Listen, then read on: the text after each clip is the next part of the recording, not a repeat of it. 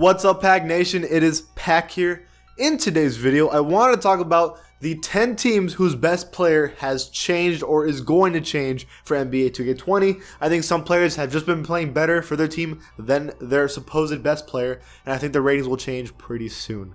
Before this video starts, be an OG, join the Pack Nation, and subscribe. Let's get this video started. At number 10, now number 10 and number 9 are going to be honorable mentions. I'm going to start with the Lakers, okay? So, you're like, what are you trying to say, Pack? Okay, LeBron James is the best player on the Lakers. I believe that. However, I don't think the gap to Anthony Davis is that big anymore. I think Anthony Davis is like really genuinely good. I mean, last year the Lakers were struggling for a good part of the season. I know because LeBron James is injured and everything, but now that Anthony Davis is here, you can tell there's like a different atmosphere for this team. They've only lost one game now to the Clippers, and now it's because they don't really know their identity yet. Kyle Kuzma has just come back. I think now they just know what they are, and they proved that against the Spurs. Lobs to Anthony Davis, lobs to Dwight Howard. Basically, LeBron is feeding Anthony Davis the ball more often to let him kind of be the primary force offensively. LeBron James is still scoring and getting his rebounds and assists, triple-doubles. But I think that Anthony Davis is the leading force offensively for this team. And he's obviously really good at defense too, gets a lot of rebounds. So I think that LeBron James and Anthony Davis, if they were to be tied rating-wise, I wouldn't be opposed to that. That's all I'm saying. But I don't think this is going to happen, so that's why I have it at number 10. Please don't kill me. This other one is where you guys are going to kill me. So Kemba Walker and Jason Tatum for number 9 on the Celtics. So I am not saying Kemba Walker is worse than Jason Tatum. I'm actually not even going to say that they should be tied, but I think that this just should be talked about for a second. Jason Tatum is actually doing much better than I think he's being given credit for. Kemba Walker, we know, is good, averaging a lot of points, not super efficient, but that's not really his job. His job is to get buckets any way possible. So, and he's been doing that, I think 24 points per game so far. Kemba Walker's clearly really solid. Not the best defender on the team, to be completely honest with you. He does pretty good playmaking wise. He's been doing his job. And he's, I think, the biggest force offensively on the team too. But Jason Tatum has been doing everything else. He's a good defender. He's scoring a lot. He's scoring more efficiently than Kemba Walker, and his three-point field goal percentage has been ridiculous. He has been clutch. He hit that game winner against the Knicks. He's getting rebounds and assists. Again, I don't want to say that he's better than Kemba Walker, but I think that if this continues this season, and if Jason Tatum gets just even a little better, this difference in who's the best player on the team could definitely change really quickly. And I think that's definitely a possibility. I even think it might actually happen. I think Jason Tatum's been playing awesome. Don't be surprised if this changes anytime this year. Now here's one I'm not hesitating at all to say. At number 8, it is the Dallas Mavericks. Luka Doncic and Porzingis are tied at 87. Stop it.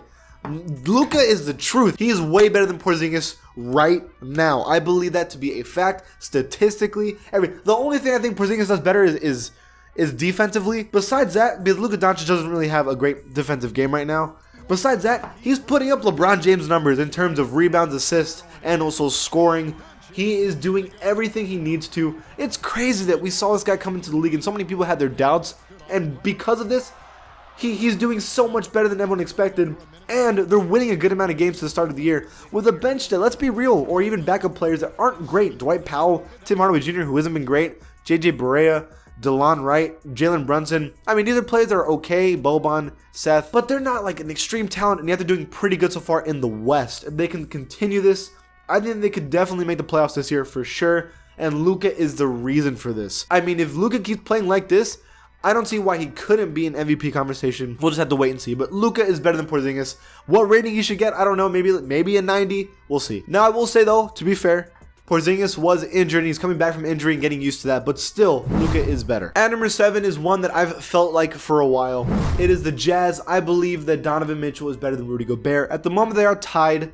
I get that. I get why. Rudy Gobert is a great defender who gets a lot of rebounds, efficient, everything like that. But when you watch their games, you can tell that Donovan Mitchell is the guy for the team. He is the offensive force, tries hard every single possession, wants to win, and I think that there really isn't much to say here.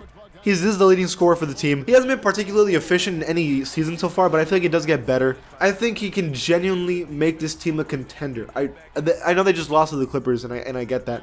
But I think that Mike Conley needs to figure out what he wants to do with the team. Like, he doesn't know what he is so far. But if this team can figure it out, if Zack Snyder can figure out what he wants to do with this team, and Donovan Mitchell keeps playing at this level, oh my goodness, the Jazz are going to be really good. And Donovan Mitchell has been the leading force for this team. absolutely 100%. Now at number 6 we have the New York Knicks. This is a team that I have been watching religiously so far, and oh man, depressing to say the least. Now I think the problem with this team is that we just don't, I feel like there's no energy from the team. Like nobody wants to win. Julius Randle was projected to be our best player, and he has not been having a good season so far. Marcus Morris has been doing a really good job. I'm not going to say he's been the best player, but he's been scoring a good amount, and I wouldn't be surprised if his rating goes up a lot. But the player that I think is the best player on the team, I wouldn't say hands down, but pretty confidently, it is RJ Barrett. It has been RJ Barrett, our rookie, our 3rd pick in the draft, has been spectacular from the start of the season. 78 overall at the moment, 5 overall away from Julius Randle, but I think that he's better than everybody so far. He reminds me a lot of Dwayne Wade. He has a left hand, likes to take it to the rim. His shot is not terrible at all. Like, he's doing pretty okay, and his defense has been really well. I feel like he's the only guy that's been consistent scoring-wise on the team and wants to win. Like, this guy, like, you can tell, plays with heart. Nobody else is giving that to us right now.